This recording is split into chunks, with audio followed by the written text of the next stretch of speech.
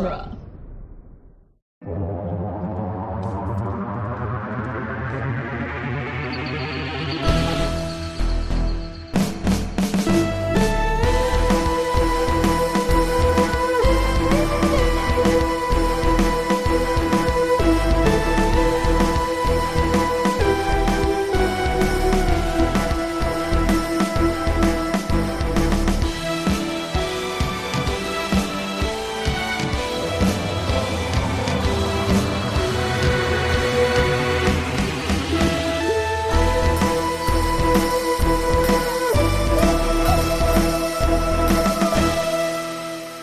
Welcome back to The Doctor's Companion. I'm Cass Fredrickson.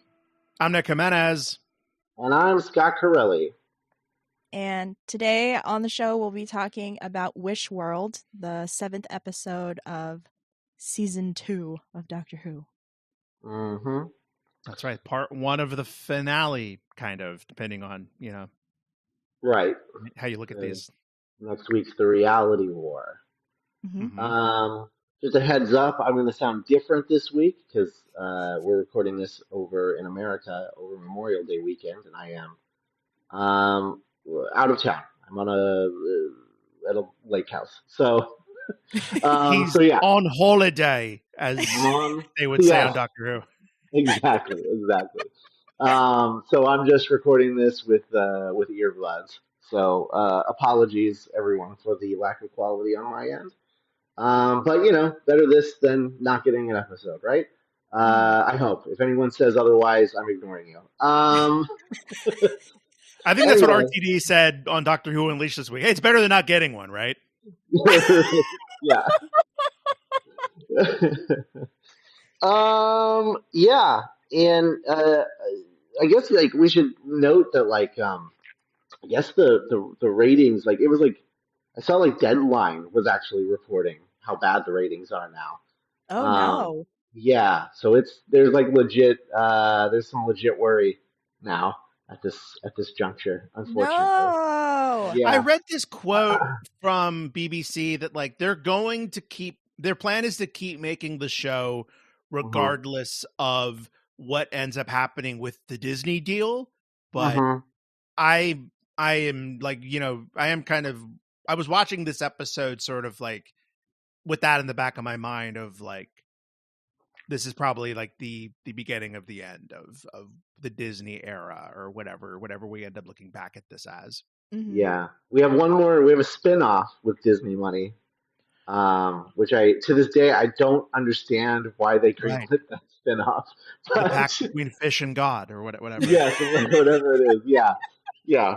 We got we have 6 episodes of that or 8 episodes of that or something. So that's got big Ironheart energy in retrospect of we greenlit this back in 2021, back when this was kind of what we were doing, and it's just now coming out.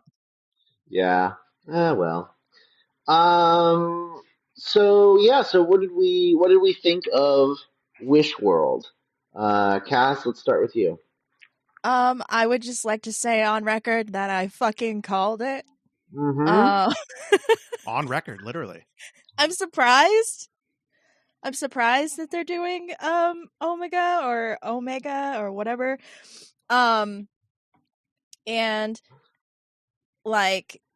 I like how unhinged the Ronnie is, this version of the Ronnie is. But I feel like this was a lot of setup for, and I hope, I don't know, I know I keep saying it, but I hope that he just sticks the landing because it feels like he's balancing a lot of plates. Mm-hmm. Nick, what do you think? Yeah, pretty similarly, I too, I'm guilty of hooting and hollering when Omega was confirmed because we had just talked about that and I was like, oh, that's so cool. And then, it's but echoing what Cass said, this kind of feels like part 1 of a finale, where a lot of criticisms I had. The frustrating thing is a lot of criticisms I have could very well be answered next week with the Reality War. Mm-hmm. So I kind of want to just give all my criticisms that overlay of context of like, this is where I'm at right now. Um, Mm-hmm. I too am kind of wary of how many plates are being spun. Like, Mm-hmm. I feel like I'm still getting to know the Ronnie as like this version of her played by Archie Punjabi, and now we have Omega next week, and now we have to kind of like set up Omega and pay off Omega, Right. and I'm it's like, but I feel like both of these villains could more than hold their own story, and so I'm wary of that. And then like the Conrad of it all, I'm excited to talk about what both of you thought of Conrad in this episode, and Mrs. Flood, and like Conrad's vision, and then Susan and Poppy and Mm. Ruby. Like, yeah, the more I talk, the more I'm kind of remembering how much this episode is doing. The episode itself is just kind of your bog standard characters being shaken out of a false reality, you know, like that episode of Buffy and, so many other genre shows. Mm-hmm. So I'm kind of lukewarm about the episode on its own. It didn't really move me in any kind of particular way. I mean, we'll talk about technically, I think this was really gorgeous and really impressive. But yeah, Scott, what were your thoughts? I didn't much care for it. I'll be Mhm. honest. I feel like, you know, not to like bring it back to our own show, which we do probably too often, and I apologize to everyone who doesn't listen to Geek by Night. But we thought about doing something very similar on our show multiple times, and the thing that we kept coming back to was like, well, they're not really them, so who cares? And Mm. that's how I feel about this. I'm like, Mm. why did I just watch 40 minutes of characters I don't know and don't care about? Just because I'm supposed to metatextually understand, well, that's the doctor and he's trapped, and that's Belinda and she's trapped. But like, they're not them, but I'm being forced to watch them, and I don't care. I just don't care.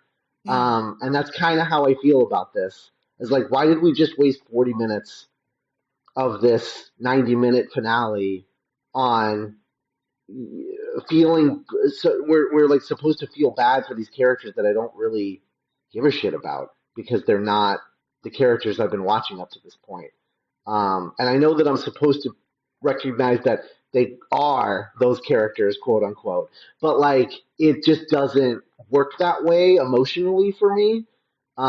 So I struggled with that because I was like, I really just felt like we were spinning our wheels just to get to where we need to be in the second part. And we had similar issues with last season's finale, if I remember correctly, where it was like part one just felt like spinning its wheels until the Sutek reveal.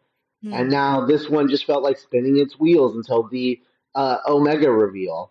And the thing about Omega is that like the Sutek reveal is better because when they reveal Sutek, Sutek is an actual person. Whereas Right. this feels like, I don't know about you guys, but I'm getting the vibe that Omega is not going to be an actual character. It's just like a thing that they're chasing, like the body of Omega or something. I don't think it's going to actually be a guy. Like that's my theory.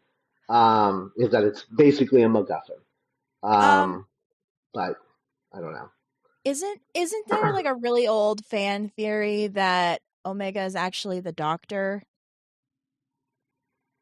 Are you familiar Um, with this? I vaguely am familiar with this. I don't I don't know. Fan Yeah, theories but are what they are. Yeah. isn't he also the Valyard? Yeah, Yes, the Valyard is like, yeah, because the Valyard's like his last regeneration when the Doctor still had limited regenerations. But like, I'm yeah. wondering if this Omega reveal is going to be like tie it back to like the timeless child of it all, because like he's Hmm. like Omega is Yeah. like one of the founders of Time Lord whatever civilization, um and Yeah, then they were like like he kind was of like, treating him like a god in this episode. yeah, Like the yeah. way they were talking about him. The And creator he of got Time like Lords. he got super powerful and they sealed him away and then like whatever. So I'm wondering if they're just gonna retcon it or like confirm it, or if he But is that's gonna be an so actual. I don't like the Doctor being a bad guy. Like Yeah, yeah, I don't like the Doctor fighting himself. Like it's just stupid. yeah. I don't like the value arc thing for the same reason. That's fair.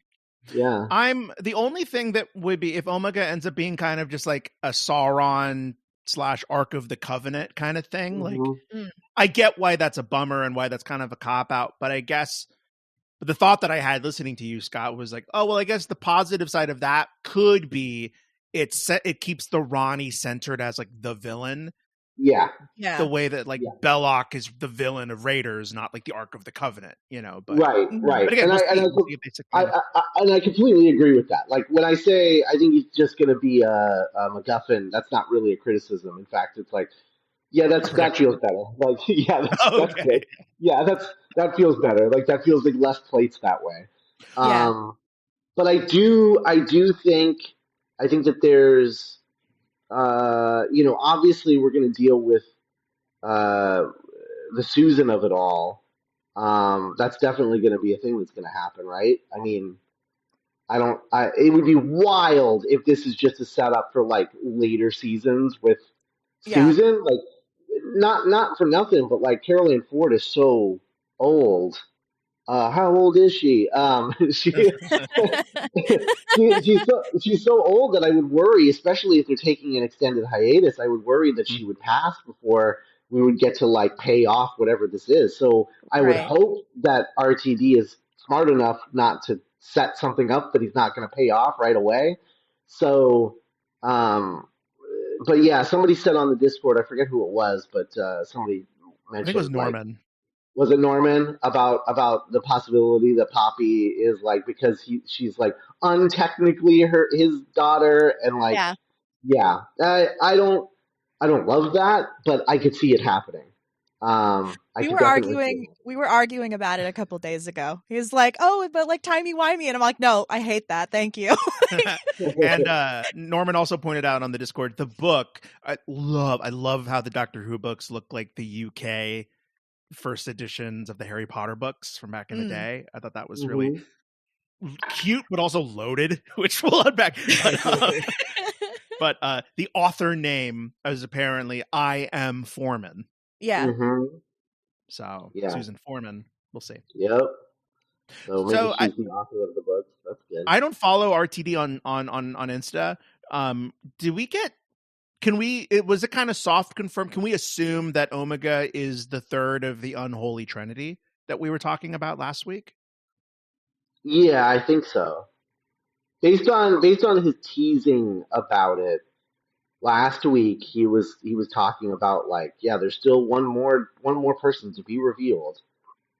So Mm. I assume, or at least we're meant to assume. I think that Omega is the other one. Speaking of assuming, so I guess the tooth is still out there because like Yes. this, it doesn't look like this is going to have anything to do with the Master. No, unless Mrs. Flood or like I can see that being like a thing where it's like at the very very end of the finale, one of the Ronnie is like tossing the tooth around or something. I don't know, like as like a tease of like, oh well, I've still got one other trick up my sleeve or some campy nonsense. Um, yeah. But in terms of the Ronnie, I kind of have the same problem with this depiction of the Ronnie as I do previous depictions of the Ronnie, which is that like I just don't think it's that well thought out. Like it just feels a little like a campy girl master, and like I wish there was something more substantial. Unfortunately, Yeah. I do really like the syringe Sonic. I think that's so fun. But like, as someone was pointing out on the Discord, like I wish she was more scientifically minded with all of this magic stuff. Yes. Um, than she seems to be, which is she seems to just be totally accepting of it. In a way that was like, yeah, magic. I kiss the baby. I blow the wishes out. Whatever. I kiss the baby. I blow the wishes. Oh, speaking of the baby, last week because there was that weird thing about like 160 years in the future, but then the flashback or whatever, like the cold open of the episode takes place in 1865, and that's 160 years before 2025. Oh, So so that's what maybe the that's baby. about. So the baby is the third leg of I would assume the so. Trinity. Yeah, Yeah. even though the baby is also a MacGuffin, and well, Yes. yeah, so because the baby's laughing because he's like the god of wishes, right? So Hmm. he's got the same giggle because apparently, yeah, isn't it interesting that the giggle is basically the same thing as like the heartbeat, like Hmm. Mm. from the master, like it's very. I'm still waiting. I really hope in the finale he explains that like all of this is on purpose and that he's not just a broken record. But like, I was like, I really hope this is on purpose, my guy, because man, this is kind of crazy. So, the baby's name is Desiderium, which the Webster Merriam-Webster definition of the noun Desiderium is an ardent desire or longing, Hmm. especially a feeling of loss or grief for something lost. But per the TARDIS wiki, Desiderium is officially being I guess if the TARDIS wiki counts as official, is being described as the most powerful god in the pantheon, the god of wishes, Right. Hmm. the seventh son of a seventh son, born in Bavaria in 1865, the most magical place on earth. Right, of course. Well, the fairy tales take place. Mhm. Um, yeah, I don't know about that. And I really, in terms of the Conrad of it all, I just don't. He's like, he's like, I did this. This is the world that I designed and I wanted. And I was like, why? why, why is this the world that you wanted? I don't remember you talking about any of this in your episode, Lucky Day. Hmm. You just wanted, what is Be it? famous, I guess, or Yeah, well, he wanted like truth, truth in journalism, right? ethics, That's ethics and gaming journalism. yeah, Yes. ethics in gaming journalism, but make it unit.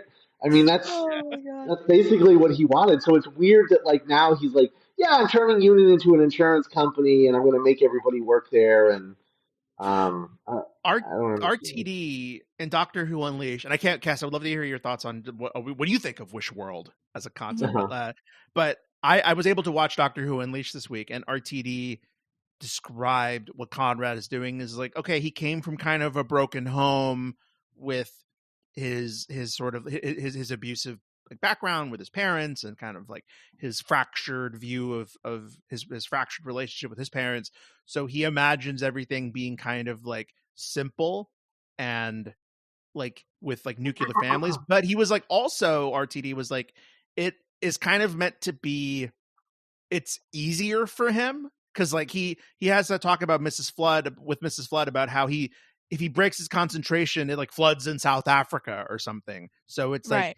easier for him to put everyone in these really simple boxes Mhm. of like man and woman equals wife and husband and baby, and anyone who breaks out of that is like an inconvenience because it's almost like it would be too much energy for him to imagine humanity in all of its complexity and non-binaryism. But none of that's in the episode. I wouldn't have known a dick of that if I hadn't have watched this Doctor Who Unleashed clip. Yeah. Yeah. I feel like I think it's like subtext of subtext, Mhm. Mhm. like he cuz like the gender roles especially are very like 1950s Americana, like oh, make make America great again and whatever, Mhm. and like I I that makes sense, but also I kind of had the feeling that he was just being manipulated by the Ronnie, like because he's there. I don't think he's there of his own will. Like he's trapped in the little cell, and he has to like narrate the weather and like the TV and everything, and like he only gets fed, very rarely, I guess. So it like I kind of liked that he's a little pathetic in this, because it's like it gave me the sense that he's not fully, like, he's not the mastermind of this plan like we saw him in his introduction episode, you know? Mm-hmm. But yeah, He's a I don't pawn. know. He's a pawnee. A pawn of the Yeah.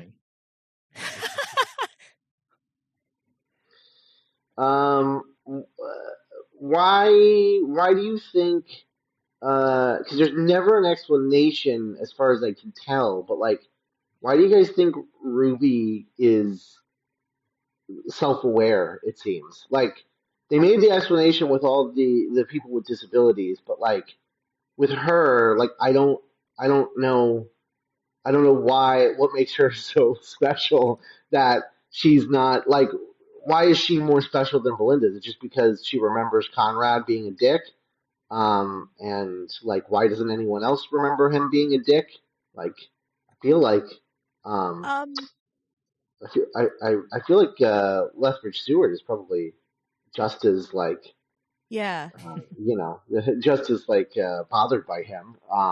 Because he almost like turned the whole world against Unit. I mean, that's pretty bad. I don't Mhm. know. I think there's like that very brief, like, uh flash to 73 yards. 73 yards. Yeah. Mhm, And so maybe because, like, she's been stuck in an alternate reality before now, mhm, maybe that's why she's kind of like not as because it's definitely not the companion thing, because I feel like if that were true, then Mel would also, like, mhm. you see Mel, like, kind of doubt a little bit, but like not in the way that Ruby does. Right. Um so I think it's Or probably that. I think Mhm, the line that she has when she's at the camp is she's like, I remember 2025 because I lived through it in Mm. 73 yards and it was not like this. And so I think that's kind of like their way of explaining why. But yeah, no, but I'm lukewarm about it as well, Scott, because it is kind of like she's just kind of currently jammed into this episode. And Yeah. like Ruby was also always last season she was kind of flirting with most special girlism, mhm. like unearned most special girlism. And I don't I think it was Andrew on the Discord that was like, why wasn't this Belinda? Like, it would have given Belinda something to do. Because another thing about what you were saying earlier, Scott, of running in place is like this is like it's like Belinda is kind of the biggest casualty of this. So like she was already barely in Lucky Day, and Right. now she's in this episode where she's sort of running in place in this kind of Pleasantville, uh, Mhm. you know, dream alternate reality episode, and she has one episode left to kind of finish her arc. And I hope they at least hint that she'll still be the companion next season, but that's so far away that Right. who knows. Right. Um, yeah, I don't like that Ruby's in this. Also, like, man, can RTD think of like one other thing for Ruby to get ultimately betrayed by than her mom betraying her to the Yeah. cops again? Like, it's like every time they're like, we need to make Ruby feel bad. Oh, her adopted mom should betray her to the fucking cops. This is like the third time this has happened to her. She's like, no, mom, not you too. No, not you, mom, not mom. Oh man. God. Oh man. Um. Yeah. Yeah. It sucks because like I wish I had more to say about this episode, but like we've been saying, it spins its wheels for so long that like we really only have like 10 minutes of actual content to talk about. You Yeah. know. Because everything else is just like it's pretty weird, isn't it? Pretty weird. Yeah. Nick, were you also very excited to see Rogue again? Oh my god. Oh, I forgot about that. That was good. Yeah. Yeah, hands in the air. I was like, Yeah, I was like, oh my god, yeah, he's me back. too. Yeah, because I was not expecting it, and yeah, that's another thing. That's another plate. I mean, like, it's a plate Yep. I'm happy to see spinning again, because I was expecting it to be years before we got Rogue back. But yeah, no, we get Rogue. He's in the TV. He's like, hey babe, I'm still in this hell dimension. Thanks, by the way. Oh shit, is he in the Underverse? Is he where is he where Omega is? That'd be weird. Because in the Rogue novelization, it kind of describes where he ended up at the end. There's kind of like this postscript, like epilogue, and it's just described as like this desolate, empty void. And he's like, well, but it's okay because I know the Doctor will find me, or I'll find my way back to him. And so in the TV broadcast, he's kind of surrounded by like fiery hell imagery. Yeah. And then the Ronnie describes the thing that's opening up at the end of the episode is the Underverse, which is where Omega, I guess, and I don't know if that's from Classic Who. I don't know if I've seen that. Okay, cool. They're shaking their heads, listeners. Yeah. So I don't know. Maybe we're getting Rogue next week. I would be into that. But then that's so much. That's like Rogue and then possibly Susan and then like 2 Ronnies and then also like maybe Omega and Ruby. Oh man, yeah. Yeah. I just don't know. There also, was what's the deal? What's the deal with the skeleton guys? Oh, those like big giant beasts. Yeah, I don't know what those are. I love that the Ronnie just likes dinosaurs. Because I don't know if you remember, like she has that weird like dinosaur embryo in her TARDIS in like a jar. Yeah. And I'm like, oh, she just thinks dinosaurs are neat. I love that. I just think they're cool. Cool. I loved Bone Court. The chamber that they were in. Oh my god, Bone Palace. Bone Palace. Such a beautiful set. So intricate, so detailed. I loved it. Yeah. It reminded me a lot of the Master's like airship or whatever. In terms of like, yeah. I also just think it's interesting that RTDs like only move with a crazy doctor or Time Lord villain is like, what if they danced? Which I just think is funny. And I guess that was Chibnall's move as well. But that's true. Yeah. So it's not just RTD, but yeah.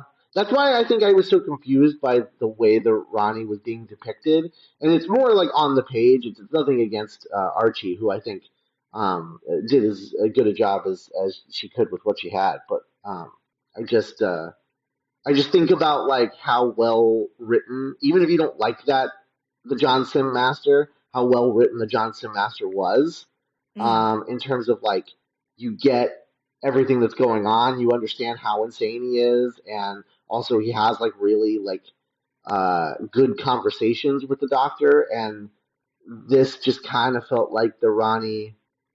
I don't know. I mean, she makes a joke about like this isn't just exposition. I'm trying to make you remember so that you break the world, which was pretty. That was good. That was funny.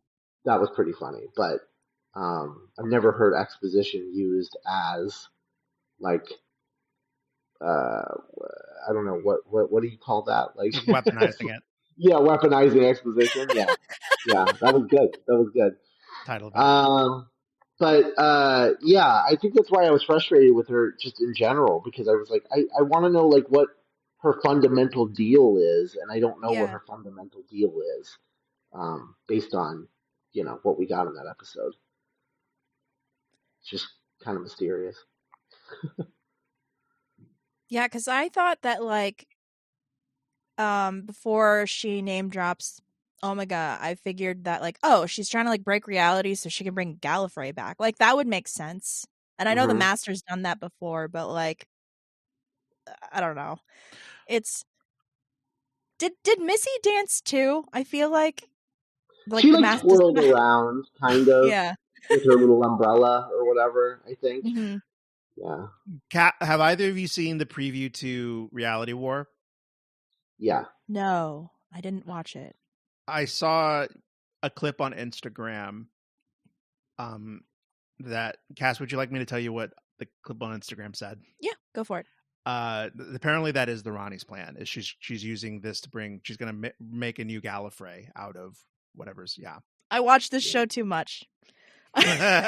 You're just seeing the Matrix code. Yeah. She's going to use the body of Omega to, bring about a new Gallifrey. Okay. Yeah. Okay. Well, there you go. Which is well, there it is. fine, I guess. I guess it's a little. I don't know if I'm how hyped I am about the Pantheon stuff just being another bringing Gallifrey back plot, because like the idea of the Pantheon was so exciting when it was introduced in like the Giggle and stuff, and right, it felt like the start of a real new kind of court of owls kind of overarching threat for the Doctor to come up against. Now it's just like another evil Time Lord wants to bring Gallifrey back. Yeah. Guys, is all of this like trying to lead to the fact that like he's trying to make the timeless child basically part of the Pantheon, like the god of time or something? Ooh. Like he's gonna reveal that the Doctor is just like the god of time, and the Time Lords are like the idea of like a Time Lord that's like literal. Yeah. Wow. That makes sense. Yeah. I think it just depends on how, like, in what context and everything, and like what purpose that serves, you know? Mm-hmm. Like, will the Doctor start introducing themselves as like the god of time moving forward? Like God complex, but make it literal? Like, I don't know if... Yeah. I don't know. Like Loki. It kind of like, doesn't it make the Time Lord victorious thing, like, doesn't it kind of undercut that whole arc? Right. That TV Yeah, exactly. Yeah. It's like, yeah, well, obviously I'm a god of time. Yeah, he was right, turns out. Man. I don't know. So I'm just trying to think of like where this could be going otherwise, you know? Right. So another thing that was introduced in this episode, that Scott, I believe you were the one to notice this back in the story in the engine, but we get Poppy. Poppy is the child of Belle and the Doctor in this alternate reality, and then we learn that Poppy's real. And the episode ends with, as the Doctor is careening into the emerging underverse, he's like, "Poppy's my daughter. Do you know what that means?" And there's a lot of speculation about that. So that's another thing that we kind of have to deal with in Reality War, of like, how literal are we taking that? Which is so weird, because it's like, Belinda's not your wife because she was your wife in Wish World. So why is Poppy your daughter? I don't know. Don't know. That young actor playing Poppy is now like grandfathered in. Like when she's like 23, she's like going to be primed to like take over the show. Right. Yeah. Yeah. Poppy, the Doctor's daughter, because he wished really hard. During Space Babies. Uh-huh. The most important episode of the show now. Apparently. I know, I feel like I gotta rewatch that one now.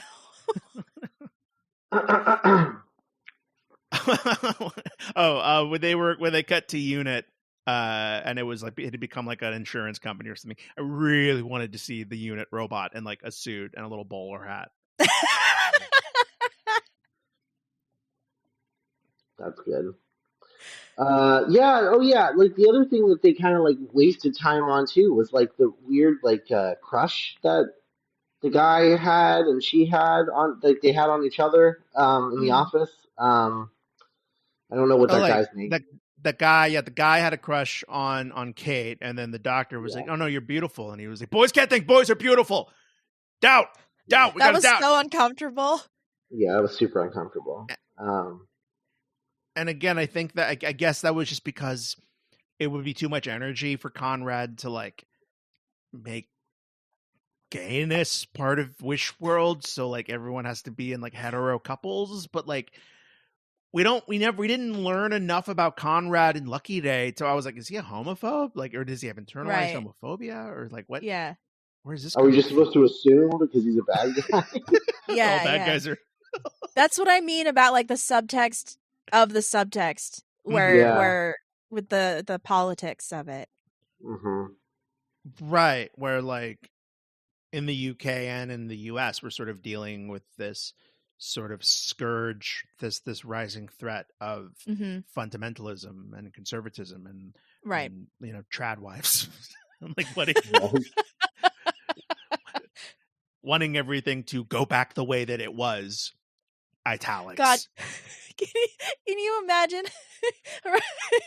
Russell T just sits at his laptop and then, like, for his outline, he just writes "trad wives," and ponders it. What did I mean by that? Why did I type that? Belinda is trad wife? Question mark? On the board, on the big board that he has in his office. Yeah. A little whiteboard. God. That would have been really funny if Ruby in Wish World Ruby was like a trad wife, like TikTok creator or something. Yeah. I also like the bit where Belinda turns in the doctor for doubting, and then her mom turns her in. But then also like her mom turning her in doesn't actually have anything to do with anything because they were going to arrest her anyway because she was like, well, by turning in your husband, that means that you are also doubting. So that's a bad thing for a wife to do. So we got to take you in too. I was like, can you just say that you're just taking them because you want them both at Bone Castle or whatever? Like, Right. like why do you have to like bend over backwards to come up with all of these like Wish World laws and regulations when it's just like you guys just want them at the Bone Palace? Like, can you just say that? Yeah. Just round them up, you know? This Right. appears to be some kind of like utilitarian dystopia already. So. Right. Yeah, I don't know. I don't know why we needed people betraying each other all the time in this one when they could have just been like, someone's doubting, let's go ring them up, you know? Like it's Wish World, it's all magic anyway. Like, why do you need people actually turning them in? Like, why can't you just? Right. Why can't they just know? Like, an alarm just goes off, and they're like, oh, we got to go round these people up. I think it comes back to like that weird, like, we have zero characterization about Conrad, but like also like betrayal is like a major plot point of his weird little Wish World thing. Yeah. He's unraveling his trauma. Great. What was the mugs about? I mean, like, I know, like, well, no, I don't actually. So so we get Tables this. aren't supposed to do that, Nick. Tables aren't supposed to let mugs fall. They're supposed to let mugs stay. It's a tenet of British culture. The tenet of British tables. That was what's Dave's like, what's the most mad nightmarish thing? Like, what if tables didn't let tea mugs break? he looks over at the table where he left his coffee and he's like, what if that table wasn't holding my coffee?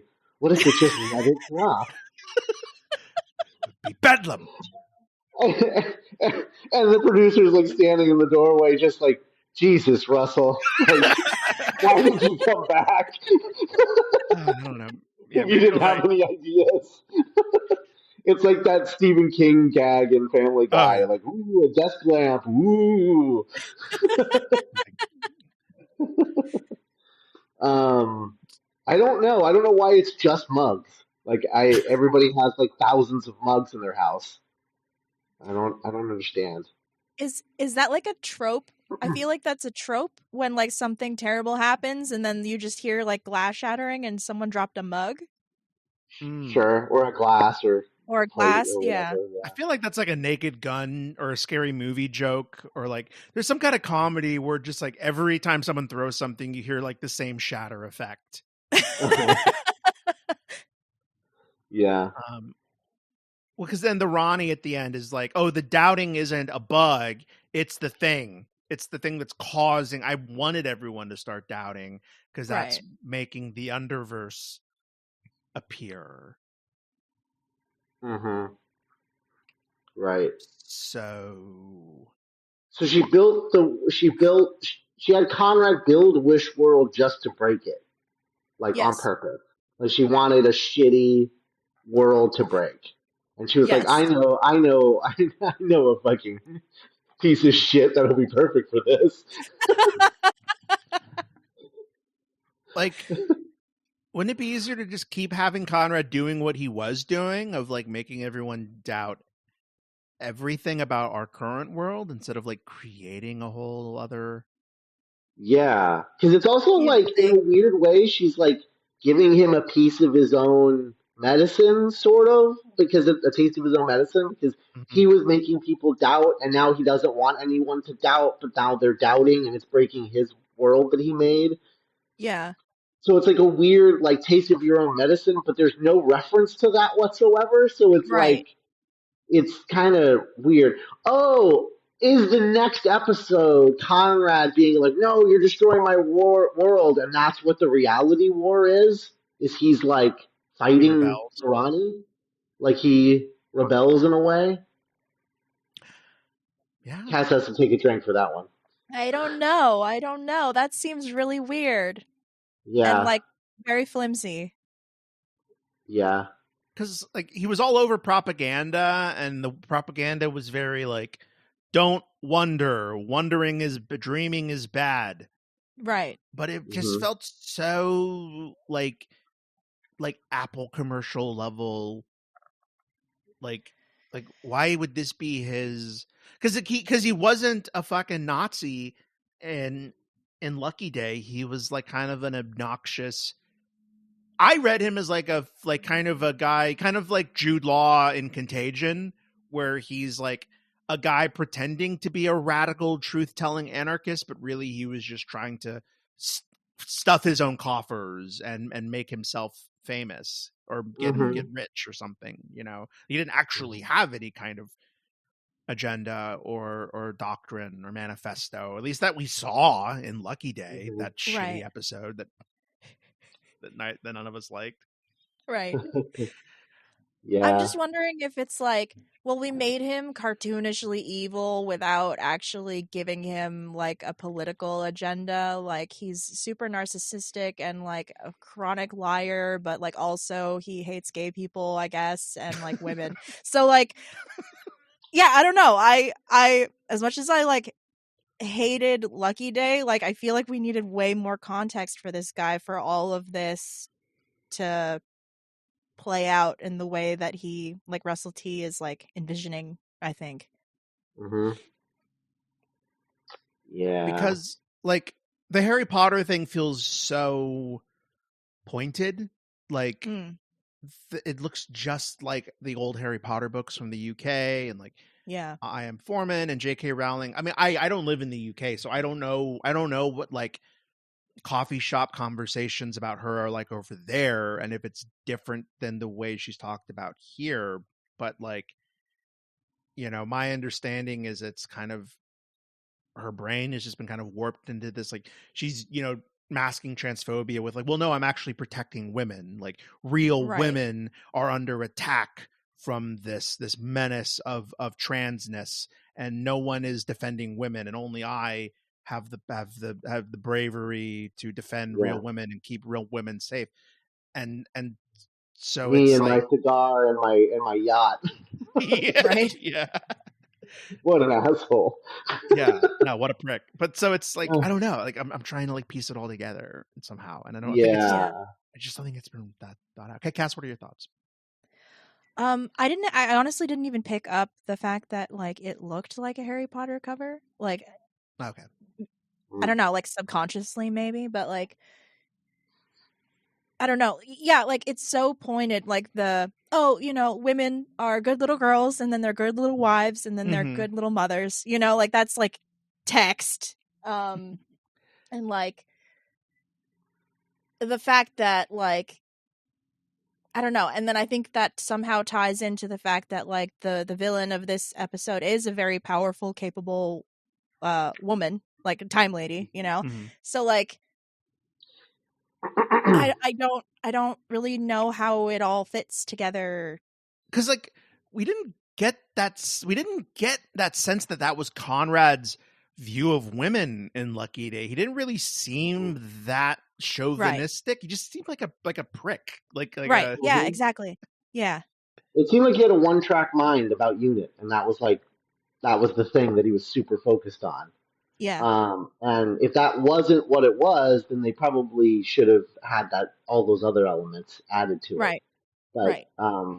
again, they wanted to spend half the episode pretending we were doing one thing so that they could pull the rug out from under us halfway through and be like, Like, actually, the real start of the episode is now. All of that just happened, total waste of your time. like a pre-reveal. If while we thought Conrad was just like Ruby's new boyfriend, if there was some kind of like uncomfortable moments of Conrad trying to kind of like do what Guy in Robot Revolution was trying to do with Belinda, of like, Ruby, I think you should wear this, or don't wear that, or like, right. you need to be a perfect girlfriend. Then we would kind of bit no, he was just kind of like a regular boyfriend. Yeah. Right.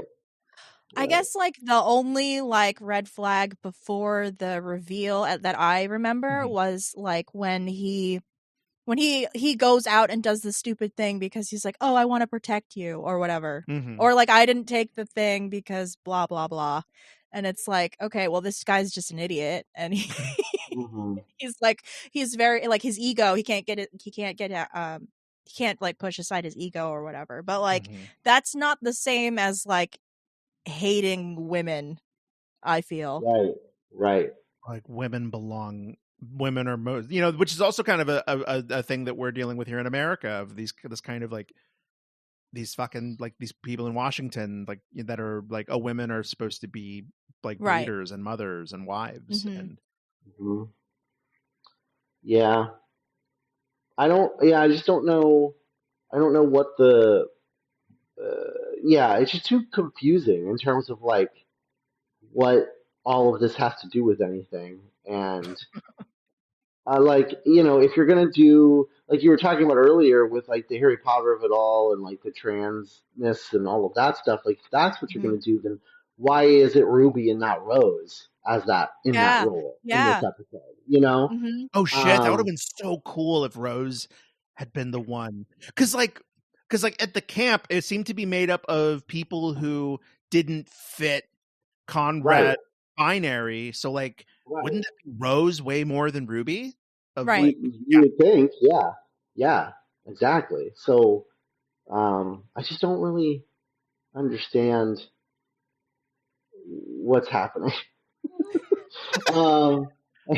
Rose all season. Literally, I love Rose. Yeah, I think Ruby is literally only there because Conrad is here. But that's the thing. I think Rose would have been a better fit for Lucky Day. Also, yeah, her uncle is the doctor. That's true. Like, damn it, I don't know. Yeah, what's that asshole doing? Yeah, where's he?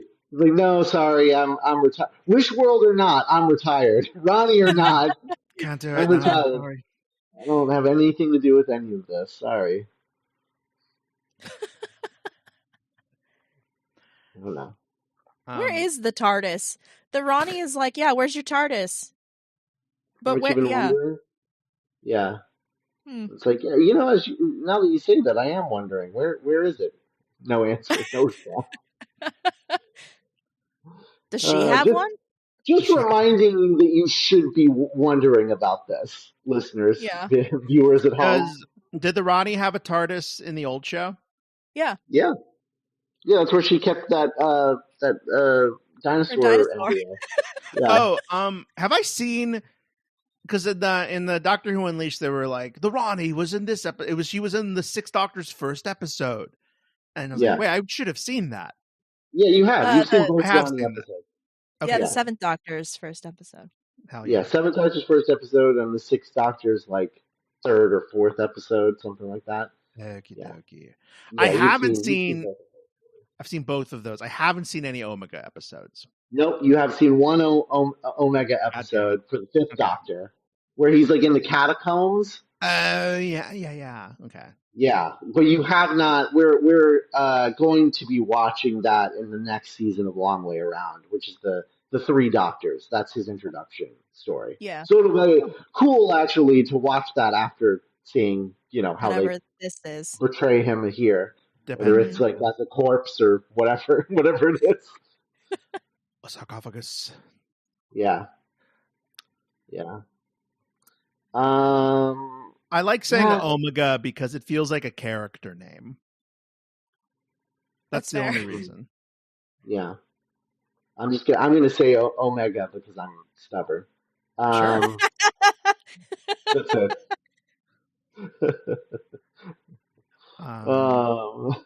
Do they really pronounce it that way? Like when it's just like lowercase o, do they say Omega? Yeah. Alpha and Omega? Mhm. Yeah, they do. Those people. The Brits, the Britons with an O. Yeah. Trying to think if there's anything else. Yeah. The tables wigging out are weird. I don't know how Rogue knew that it was specifically the tables that were doing that. Like, Why does he know anything? why does he know anything?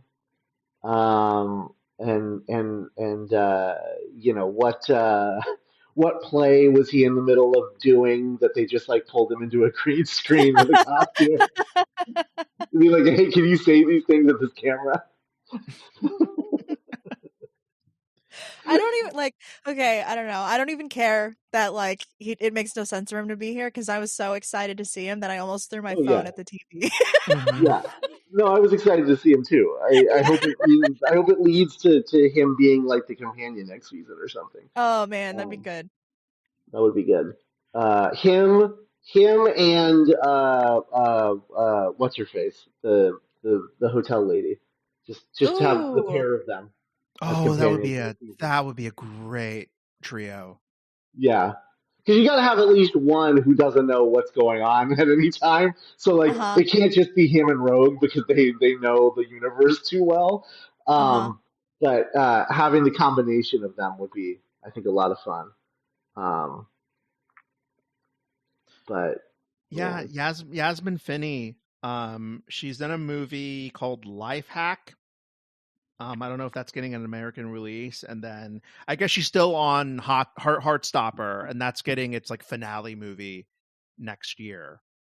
Right. I mean, I guess they just avoid Rose because it poses too many questions in terms of like, well, where's the other guy?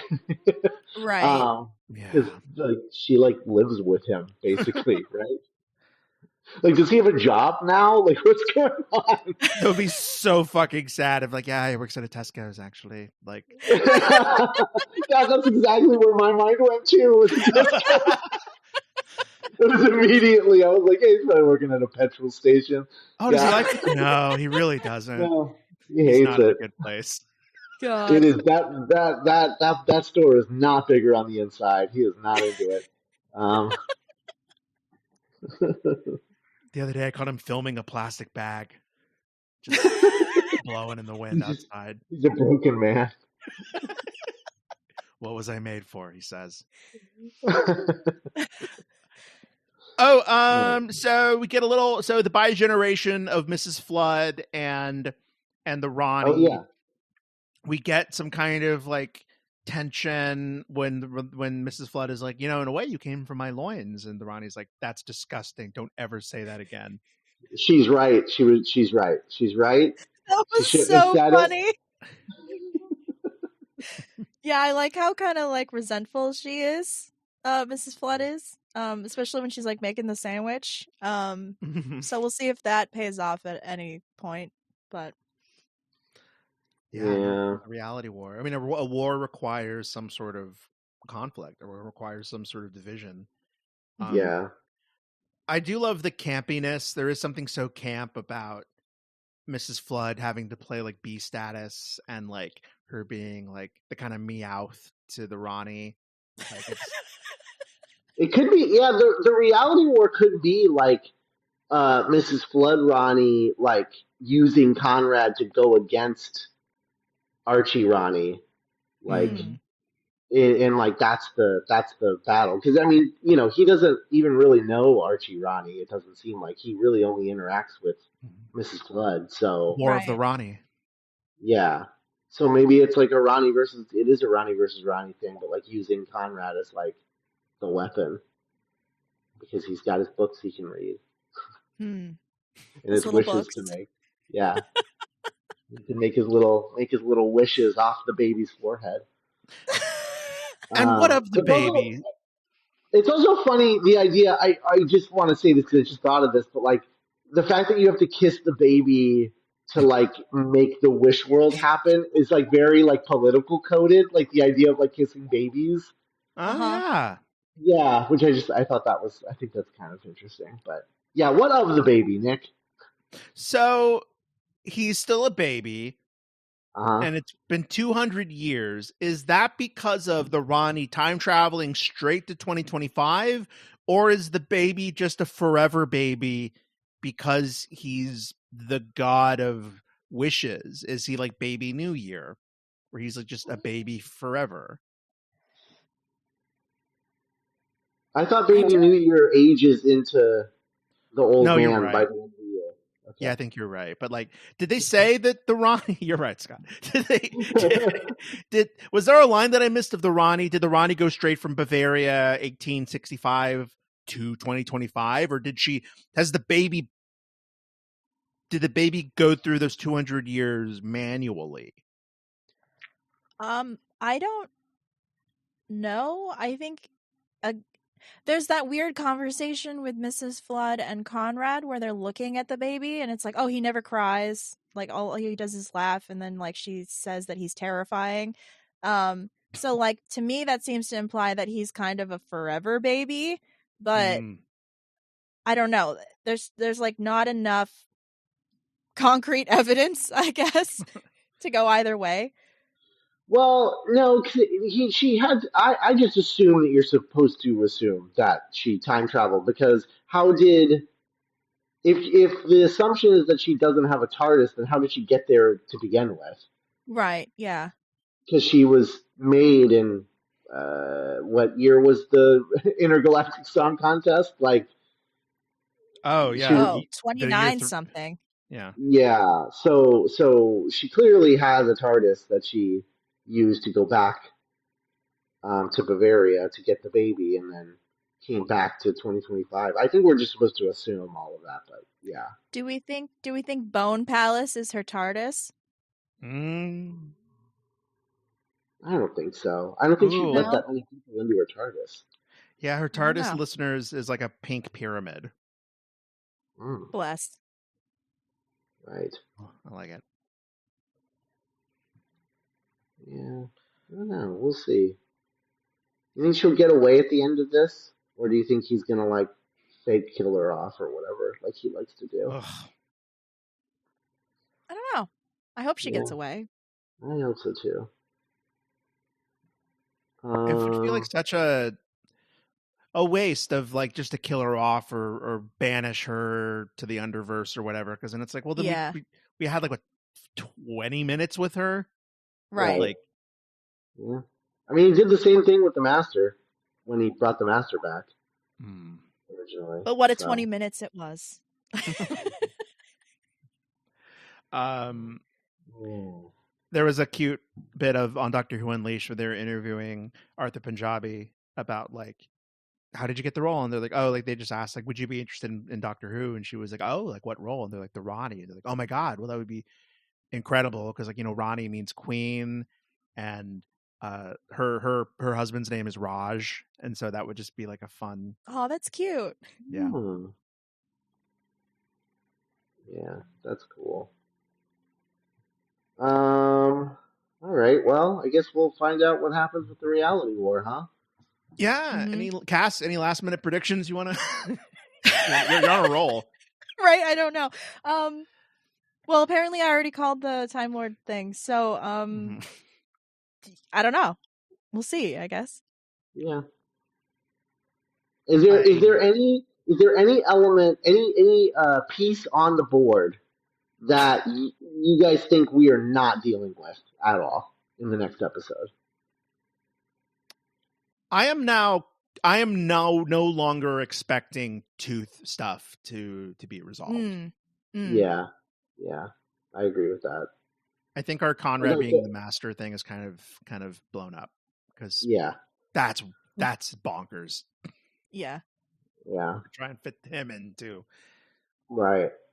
I think if we do anything, they'll do something just to remind us that the tooth is out there. But like that'll be the extent of it. It'll just be like, hey, don't forget this thing's still happening. That could be like a post, maybe after defeating the Ronnie and stopping Omega. That could be like the postscript of Conrad being like, well, back to prison, and then the Mrs. Flood can be like, yeah, put this tooth in your mouth, you get, and like, whoa, no. Yeah. He like goes into like a room and it's like a dentist office. He's like, "What's all this then?" Oh, wait. Okay, so is the one who waits or whatever? Is that what the toy maker was talking about? He was talking about Omega? I assume, right? That's I guess. weird. So is he the god of time? I don't know. Is it going to be like, ha ha ha ha ha ha? Oh my god. Was that old audio of classic Omega at the end of the episode being like, I am Omega? I don't know. Maybe. Yeah, could be. We'll see. Yeah.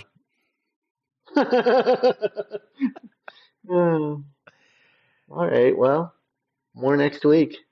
Yeah, the reality war, the finale, and then a preview as to what the next season of Long Way Round will be like. Yeah. Well, we're just going to continue where we left off.